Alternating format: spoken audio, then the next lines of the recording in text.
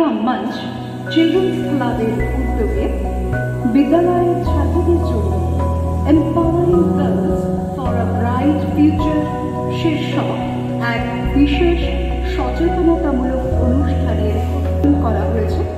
তাতে উপস্থিত সকলকে স্বাগত জানাচ্ছি।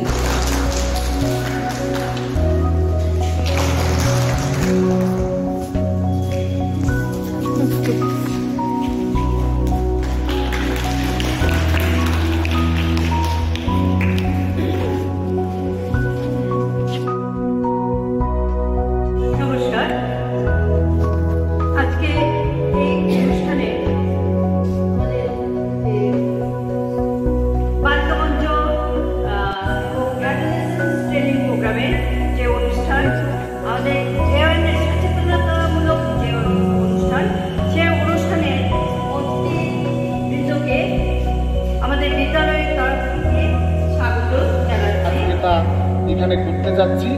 আমি Indian academy of paediatrics Tripura রাজ্য শাখার পক্ষ থেকে এখানে আমাদের সমস্ত যে শিক্ষিকারা আছেন আমার হৃদয়ের অন্তঃস্থল থেকে প্রণাম জানাই।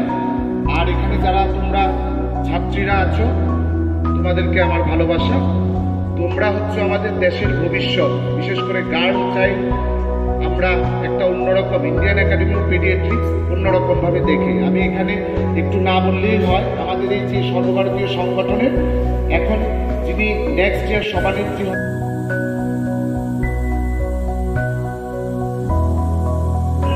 আমাদের একটা স্পেশাল ডে আছে, that was national girl child day.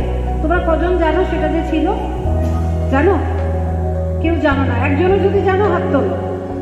24শে জানুয়ারি আমরা সারা দেশে ন্যাশনাল গার্ল চাইল্ড ডে হিসেবে সেলিব্রেট করি। কেউ কি জানতে? না, তাহলে আজকে থেকে জানবে, তাই না? আজকে থেকে তোমরা জানবে কি 24শে জানুয়ারি গার্ল চাইল্ড ডে হয়। বয় চাইল্ড ডে বলতে কিন্তু কিছু হয় না, হয় কি? বয় চাইল্ড ডে বলতে হয় না, কিন্তু গার্ল চাইল্ড ডে হয়, উমেন্স ডে হয়। ভোকেশনাল স্কিলস এগুলো কি অনেকের তোমাদের মধ্যে অনেকের ইচ্ছা থাকতে পারে যে আমি একটু ফ্যাশন ডিজাইনিং করবো। কারোর ইচ্ছা আছে ফ্যাশন ডিজাইনিং করা বা কম্পিউটার নিয়ে পড়াশোনা করা, সেলাই শেখা, গ্রাফিক ডিজাইন করা। এগুলোর জন্য আলাদা তোমার প্রোগ্রাম আছে এখন গভর্নমেন্টের তরফ থেকে। তো তোমরা যদি আলাদা প্রোগ্রামগুলো করতে চাও, এগুলোরও স্কোপ আছে তোমাদের কাছে। এমন না যে পড়াশোনা ছাড়া আমি আর অন্য কিছু করতে পারবো না, করতে পারবে। পড়াশোনাও সাথে করবে, সাথে এই ভোকেশনাল ট্রেনিংগুলো তোমরা অ্যাক্সেস করতে পারবে।